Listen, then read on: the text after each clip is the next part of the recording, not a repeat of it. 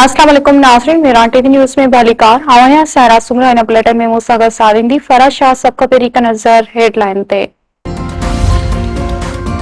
अमरीकी फौज जा ईरान के मुख्तलिफ इलाक़नि में हमला सेरिक आवाज़ बंदर अवास ऐं केशियम में धमाका आवाज़ शहर में कैंसर के अस्पताल भरिसां मीज़ाइल हमलो 200 खां वधीक मरीज़नि खे अस्पताल में कढियो वियो। ईरानी मीडिया मुताबिक़ हिकु हफ़्ते दौरान अमरीकी हमलनि में 35 शहरी शहीद ऐं 300 ॼणा ज़ख़्मी थिया आहिनि।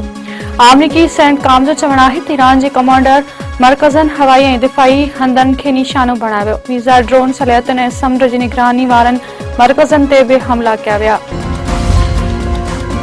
अमरीकी हमलनि बैदि ईरान जो जवाबी हमला जारी। कुवैत जे अली अल सालम एयरबेस ते मीज़ाइल ऐं ड्रोन सां अर्ली वार्निंग रेडार सिस्टम खे निशानो बणाइण जी दावा। पाकिस्तान इनक़िलाब जो चवणु आहे त एयरबेस ते अमरीकन जो इज्तिमा बि हथ हो।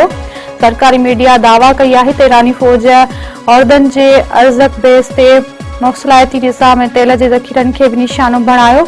औरदन पारां ईरान जा 8 बैलिस्टिक मीज़ाइल तबाह करण जी दावा। ईरान जा इराक़ी शहर अरबिल में अमरीकी काउंसलेट ऐं फ़ौजी अॾनि ते ड्रोन हमला। पाकिस्तान ईरान ऐं अमरीका विच में अमन कोशिशुनि खां परे थियण ते तासिर खे रद्द करे छॾियो। परॾेही वज़ारत जे तर्जुमान ताहिर अंद्राबी चयो आहे त इस्लामाबाद मुफ़ाहिमत जो नामो ख़त्म थियो आहे, न ई गैर मुअसर थियो आहे। उन जी अहमियत बरक़रार आहे। दुनिया छिकताइण जो रस्तो छॾींदियूं त अमन जी वापसी इस्लामाबाद मुफ़ाहमी नामे ज़रिए ई मुमकिन थींदी। इस्लामाबाद में प्रेस ब्रीफिंग ॾींदे ताहिर अंद्राबी चयो आहे त पाकिस्तान तरफ़ां सारसे जूं कोशिशूं जारी आहिनि। हिन वक़्तु दुरनि में छिकताइण वारी सूरतहाल आहे, पर उमेद आहे त आख़िरकार अमन ॻाल्हियुनि जी सोच कामयाब थींदी।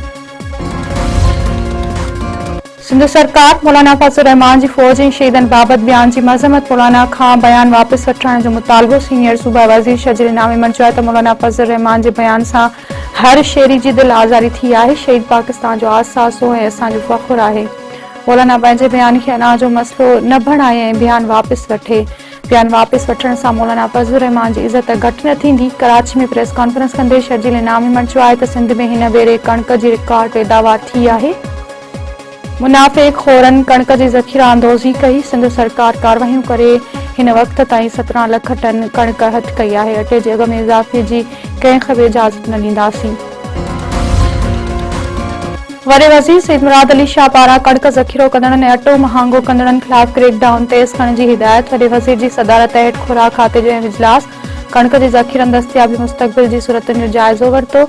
6,10,000 मीट्रिक टन कणिक गायब हुजण जो इतराफ़। खुराक खाते तरफ़ां गायब थियल कणिक मां 1,72,000 मीट्रिक टन कणिक हथ करण जी दावा। वॾे वज़ीर मुराद अली शाह चयो आहे त ग़िज़ाई तहफ़्फ़ुज़ हुकूमत जी अवलीन तरजीहनि मां हिकु आहे। हुकूमत खुराक जो तहफ़्फ़ुज़ यक़ीनी बणाइण लाइ हर मुमकिन क़दम खणंदी। डॉक्टर आकाश कुमार जे क़त्ल केस में गिरफ़्तार 3 जवाबदार रिमांड ते पुलिस हवाले। कराची पुलिस डॉक्टर आकाश जे क़त्ल केस में गिरफ़्तार 3 जवाबदारनि सुरेश रामचंद ऐं अनिल खे जुडिशियल मैजिस्ट्रेट जी अदालत में पेश कयो। अदालत टिनी जवाबदारनि खे 7 ॾींहनि जी जिस्मानी रिमांड ते पुलिस हवाले करे छॾियो।